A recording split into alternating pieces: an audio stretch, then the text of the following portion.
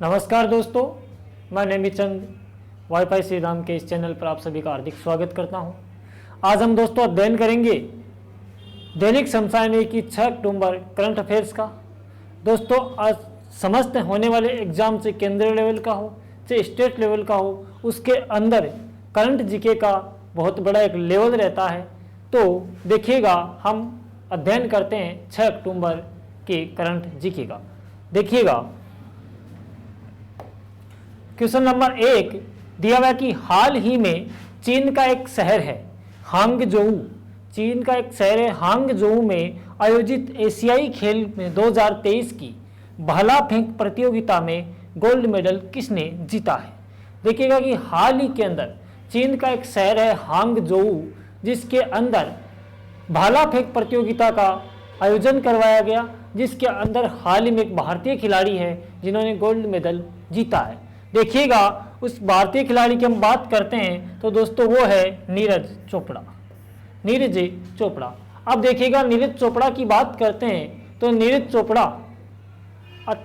Jakarta के अंदर 2018 के अंदर हुए खेल आयोजन के अंदर भी गोल्ड मेडल प्राप्त कर चुके हैं। देखिएगा, इनकी बात करते हैं नीरज चोपड़ा। नीरज चोपड़ा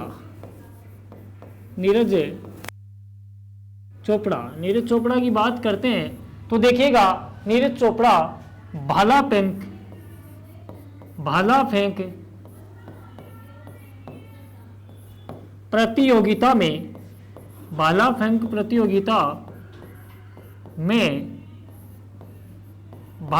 प्रतियोगिता में चीन में गोल्ड मेडल प्राप्त किया है।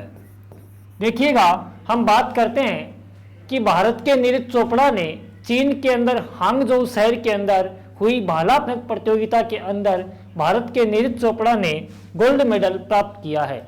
देखिएगा, हम बात करते हैं कि नीरज चोपड़ा ने कितने मीटर भाला फेंका। देखिएगा, भाला फेंक दूरी की बात करें तो 88.88 मीटर। देखिएगा, नीरज चोपड़ा ने क्वेश्चन पूछा जा सकता है कि चीन के हांगझोऊ के अंदर हुई हाल ही में भाला फेंक प्रतियोगिता के अंदर भारत के नीरज चोपड़ा ने कितना दूर भाला फेंका है। देखिएगा, 88.88 मीटर भाला फेंका है। दोस्तों, इसके बारे में बात करते हैं कि इन्होंने गोल्ड मेडल प्राप्त किया है और इसी खेलों के अंदर भारत के एक और खिलाड़ी कौन, किशोर जेना, भारत के खिलाड़ी किशोर जेना ने भाला फेंका है कितना, 87.54 मीटर। 87.54 मीटर भाला किसने फेंका है, किशोर जेना ने फेंका है। ध्यान रहे दोस्तों, क्वेश्चन पूछा जा सकता है कि हाल ही में चीन के हांगझोऊ में आयोजित एशियाई खेल 2023 की भाला फेंक स्पर्धा में गोल्ड मेडल किसने प्राप्त किया है। देखिएगा, गोल्ड मेडल की बात करें तो किया है नीरज चोपड़ा ने। कितना दूरी पे भाला फेंका है, 88.88 मीटर पे।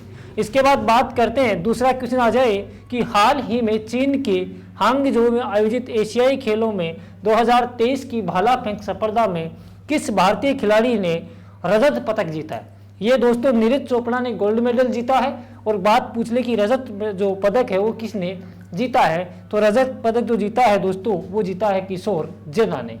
ठीक है दोस्तों, अब देखिएगा, नीरज चोपड़ा जो है 2018 के अंदर जकार्ता के अंदर हुई भाला फेंक स्पर्धा के अंदर भी गोल्ड मेडल प्राप्त कर चुके। देखिएगा, क्वेश्चन नंबर 2 बात करते हैं कि हाल ही में चीन के यही क्वेश्चन आ गया। देखिएगा, क्वेश्चन नंबर 3 आया है कि हाल ही में प्रधानमंत्री नरेंद्र मोदी ने किस राज्य के बस्तर के नगरनार में स्थापित एमएमडीसी के ग्रीनफील्ड स्टील प्लांट को राष्ट्र को समर्पित किया है। देखिएगा दोस्तों, क्वेश्चन ये पूछ रहा है कि हाल ही में नरेंद्र मोदी ने एक योजना का उद्घाटन किया है ग्रीनफील्ड स्टील प्लांट तो बस्तर नगर है, लेकिन पूछा यह जा रहा है कि जो बस्तर नगर नार है वो कौन से राज्य में है। तो देखिएगा दोस्तों इसका उत्तर हो जाएगा छत्तीसगढ़। छत्तीसगढ़ की बात करते हैं कि ये जो ग्रीनफील्ड, देखिएगा हाल ही में प्रधानमंत्री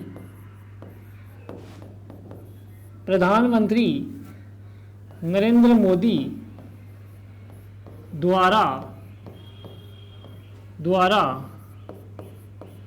द्वारा greenfield steel plant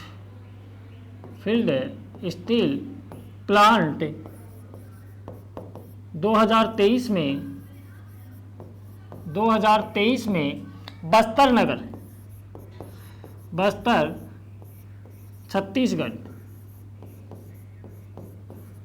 Bastar Chhattisgarh में, देखिएगा बस्तर छत्तीसगढ़ में स्थापित कर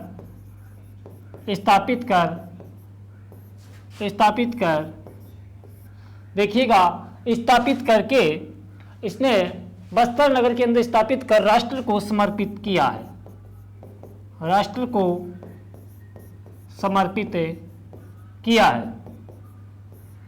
समर्पित किया है कि प्रधानमंत्री नरेंद्र मोदी ने 2023 के अंदर बस्तर छत्तीसगढ़ के अंदर स्थापित एनएमडीसी के ग्रीनफील्ड स्टील प्लांट को राष्ट्र को समर्पित किया है। ये बस्तर नगर कौन से राज्य में है दोस्तों? छत्तीसगढ़ के अंदर है। इसका उद्घाटन किसने किया? नरेंद्र मोदी ने। उद्घाटन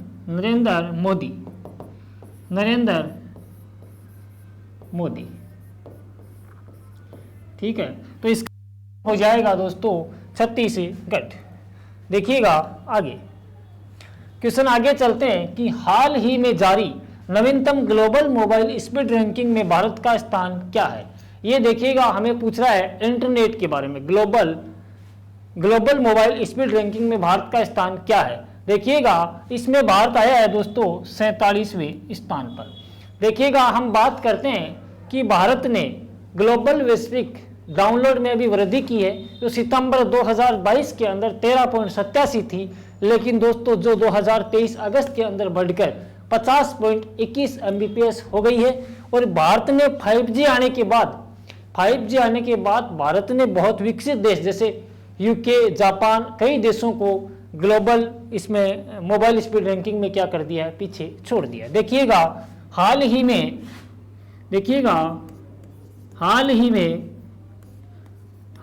जारी ग्लोबल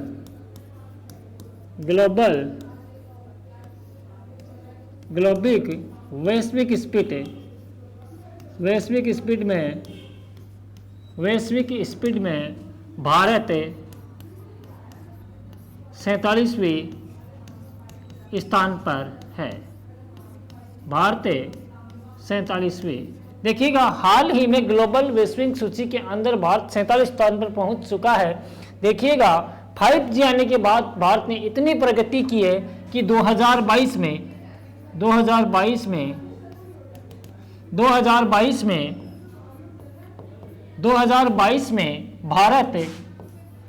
भारत डाउनलोड स्तर पर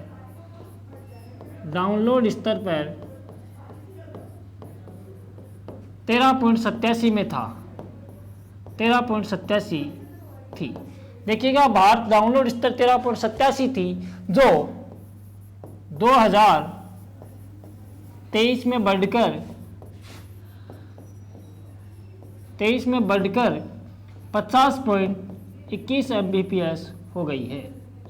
देखिएगा भारत में डाउनलोडिंग का स्तर जो 2022 के अंदर है वो दोस्तों 13.87 था Mbps था, जो 2023 में बढ़कर 50.21 क्या है Mbps हो गई है। देखिएगा भारत ने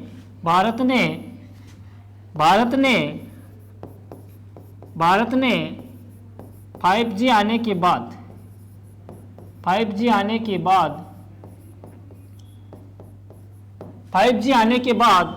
भारत ने 5G आने के बाद यूके व जापान जैसे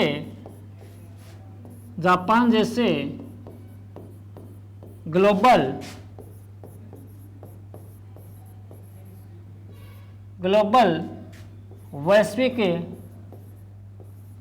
स्तर में प्रगति की है।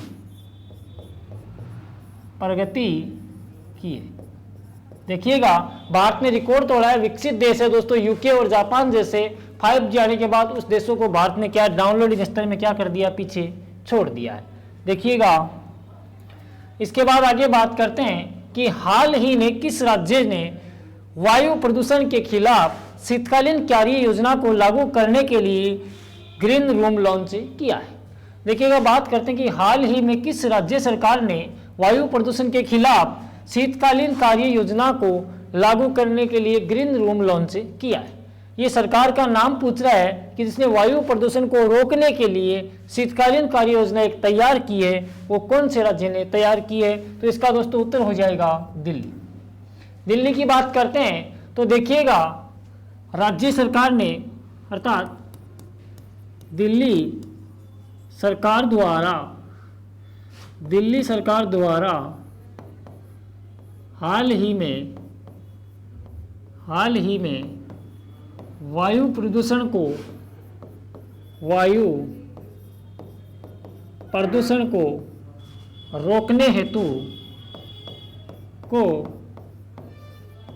रोकने हेतु हाल ही में दिल्ली सरकार ने वायु प्रदूषण को रोकने हेतु शीतकालीन कार्य योजना तैयार की है। क्या की है? शीतकालीन कार्य योजना तैयार की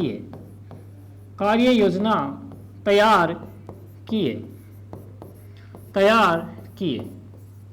देखिएगा इसके बाद बात करते हैं कि दिल्ली सरकार द्वारा वायु प्रदूषण रोकने के लिए एक शीतकालीन कार्य योजना तैयार की गई है। देखिएगा इसका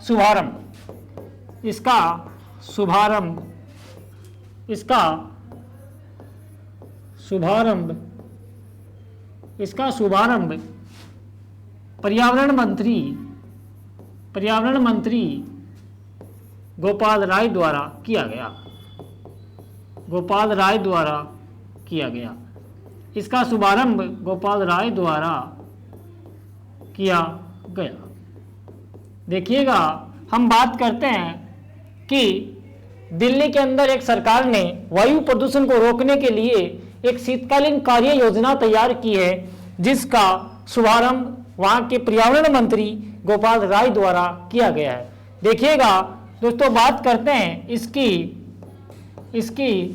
स्थिति पर नजर रखने हेतु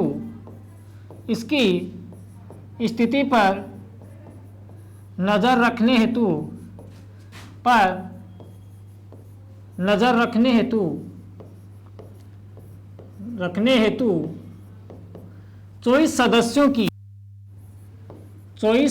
की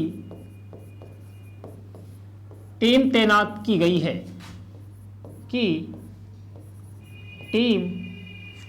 टीम तैनात की गई है। इसके 24 सदस्यों की टीम तैनात की गई है। देखिएगा बात करते हैं कि इसकी स्थिति को जांचने के लिए अर्थात नजर रखने के लिए जो शीतकालीन कार्य योजना प्रारंभ की गई है, उसमें दिल्ली सरकार ने पर्यावरण में प्रदूषण रोकने के लिए इसे स्टार्ट किया है, जिसका जो उद्घाटन तथा शुभारंभ है वो पर्यावरण मंत्री गोपाल राय के द्वारा किया गया है। और इसके लिए एक टीम बनाई गई है, कितने सदस्यों की? 24 सदस्यों की। ठीक है दोस्तों, ध्यान रखना, ये 24 सदस्यों की टीम 24 घंटे इसका मतलब नजर रखेगी। आगे देखते हैं। देखिएगा हाल ही में किस राज्य सरकार ने 5 मूल निवासी मुस्लिम समुदायों के सामाजिक आर्थिक मूल्यांकन की प्रक्रिया को संवैधानिक मंजूरी दी है? देखिएगा बात करते हैं आगे कि हाल ही में किस राज्य सरकार ने 5 मूल निवासी मुस्लिम समुदायों के सामाजिक प्रक्रिया को सैद्धांतिक मंजूरी दी है? देखिएगा हाल ही में असम सरकार ने, कौन सी सरकार ने? असम सरकार ने अनुमति 5 मुस्लिम समुदायों को दी है कि उनको आर्थिक और सामाजिक स्थिति उनकी सुदृढ़ हो। देखिएगा वो मुस्लिम समुदाय कौन कौन से हैं? तो बात करते हैं नंबर 1 मौर्या, नंबर 2 गौरिया, गोरिया, नंबर 3 देसी, नंबर 4 हो गया दोस्तों सैयद, ठीक है, नंबर 4 सैयद, और नंबर 5 खोले। ये वंश जो है मुस्लिम समुदाय की 5 वंश है दोस्तों। इन्हें असम सरकार द्वारा गुवाहाटी के अंदर मुख्यमंत्री हिमंत बिस्वा शर्मा की बैठक के ले लिया गया कि हाल ही में 5 मूल समुदायों के सामाजिक आर्थिक मूल्यांकन की प्रक्रिया, सैद्धांतिक प्रक्रिया को मंजूरी दी जाती है। तो किस सरकार ने सैद्धांतिक प्रक्रिया को मंजूरी दी? असम सरकार ने। किसकी अध्यक्षता में? दोस्तों बात करते हैं अध्यक्षता की बात करते हैं तो इसकी अध्यक्षता की थी मुख्यमंत्री हिमंत बिस्वा शर्मा। मुख्यमंत्री हिमंत बिस्वा शर्मा।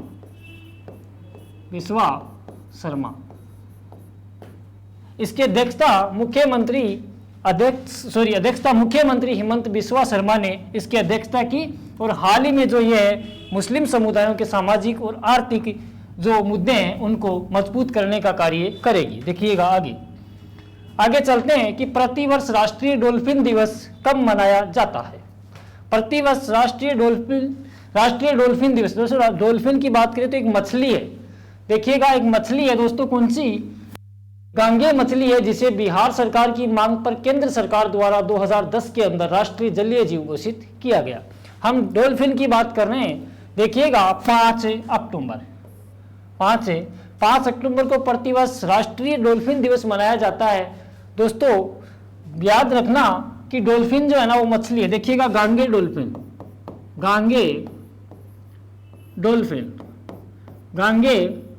डॉल्फिन। हम बात करते हैं कि गांगे डॉल्फिन को केंद्र सरकार द्वारा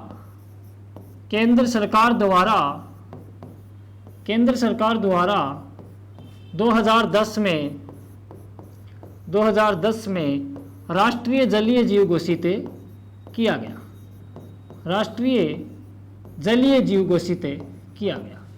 जलीय जीव घोषित। अब देखिएगा बात, क्वेश्चन पूछ लिया जाए कि भारत का राष्ट्रीय जलीय जीव कौन सा है, तो आपको देना है गांगे डॉल्फिन। अब देखिएगा ये जो योजना डॉल्फिन दिवस मनाया गया था, तो ये जो डॉल्फिन है भारत, नेपाल और बांग्लादेश, इनकी 3 नदियां हैं, गंगा, ब्रह्मपुत्र और मेघना, इन तीनों में ये क्या करती है? निवास करती है। देखिएगा डॉल्फिन भारत, नेपाल, बांग्लादेश की गंगा, ब्रह्मपुत्र और मेघना नदी में निवास करती है।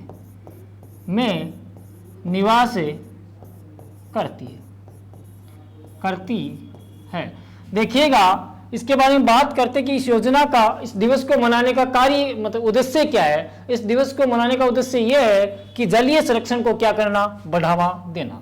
क्या करना? जलीय संरक्षण को बढ़ावा देना। जलीय संरक्षण को बढ़ावा देना। जलीय संरक्षण को बढ़ावा देना इसका क्या है? उद्देश्य है दोस्तों। ये देखना, याद रखना कि जो डॉल्फिन है भारत में कहाँ निवास करती है? भारत, नेपाल और बांग्लादेश तीनों की एक नदियां हैं, गंगा, ब्रह्मपुत्र और मेघना, इन नदियों में ये क्या करती है? निवास करती है। डॉल्फिन दिवस कब मनाया जाता है? 5 अक्टूबर को मनाया जाता है। और गांगे डॉल्फिन केंद्र सरकार द्वारा 2010 में राष्ट्रीय जलीय जीव घोषित किया गया। ठीक है, इसके बाद चलते हैं आगे कि प्रतिवर्ष विश्व शिक्षक दिवस कब मनाया जाता है? तो आपको यहाँ कंफ्यूज होने की आवश्यकता नहीं है। शिक्षक दिवस जो है वो 5 सितंबर को मनाया जाता है भारत के अंदर, लेकिन हम बात कर रहे हैं विश्व शिक्षक दिवस की। यहाँ आपको कंफ्यूज नहीं होना है। भारत और विश्व में याद रखना कि अगर भारत में है तो 5 सितंबर है डॉक्टर राधाकृष्णन सर्वपल्ली के जन्मदिन के अवसर पर, लेकिन विश्व जो शिक्षक दिवस है वो दोस्तों कब मनाया जाता है? 5 अक्टूबर। दोस्तों ये मनाया जाता है, लेकिन मनाना कब स्टार्ट किया गया? इसका शुरुआत 1994 में की गई। 1994 इसकी शुरुआत जो है वो 1994 के अंदर की गई दोस्तों। ठीक है दोस्तों, ये किसके द्वारा मनाया जाता है? देखिएगा इसके अंदर 3 है। एक तो अंतर्राष्ट्रीय श्रम संगठन, अंतर्राष्ट्रीय श्रम संगठन प्लस अंतर्राष्ट्रीय शैक्षिक संगठन की साझेदारी में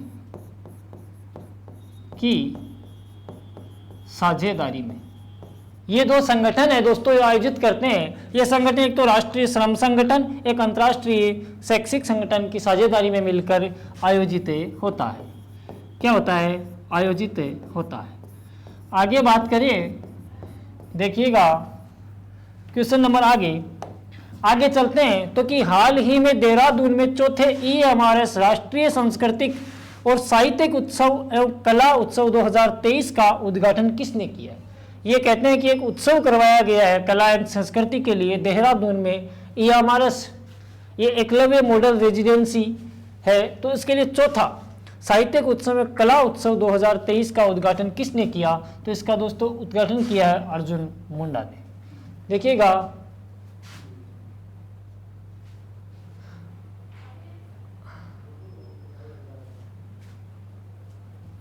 अर्जुन मुंडा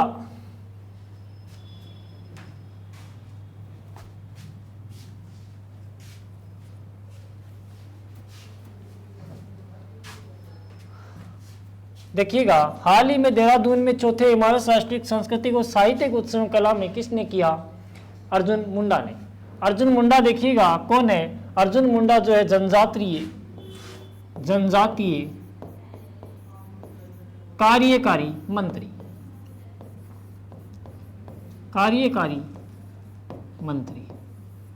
जनजातीय कार्यकारी मंत्री इन्होंने अर्जुन मुंडा हाल ही में देहरादून में देखिएगा जनजातीय सामाजिक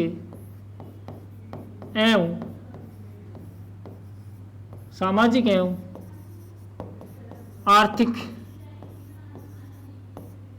आर्थिक व्यवस्था को सुदृढ़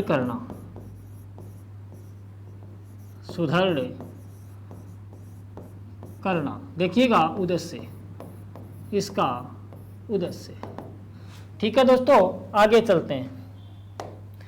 क्वेश्चन नंबर है कि हाल ही में भारतीय रिजर्व बैंक के नए कार्यकारी निदेशक के रूप में किया गया है। देखिए भारतीय reserve bank RBI reserve bank of India ने एक नया निदेशक चुना है। तो दोस्तों किसे चुना है? मुनीष कपूर को। देखिएगा मुनीष कपूर की बात करें तो मुनीष करते हैं। इससे पहले मुनीष कपूर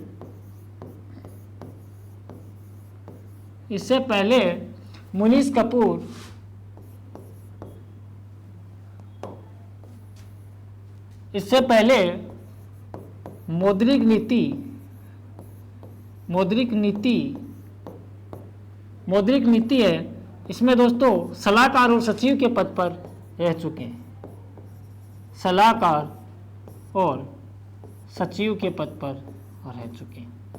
देखिएगा ये 2012 और 15 के बीच में सलाहकार और सचिव मौद्रिक नीति के रूप में कार्य कर चुके हैं। देखिएगा आगे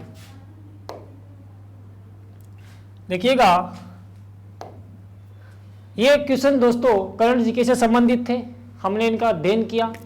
आगे की कड़ी में दोस्तों हम अध्ययन करेंगे कल। आप इनका PDF जो आपको है श्री राम एजू और रवि सर पे, और एक दूसरा टेलीग्राम चैनल है Shri Ram edu student Ravi sir पे, आपको इसकी PDF उपलब्ध हो जाएगी। धन्यवाद दोस्तों।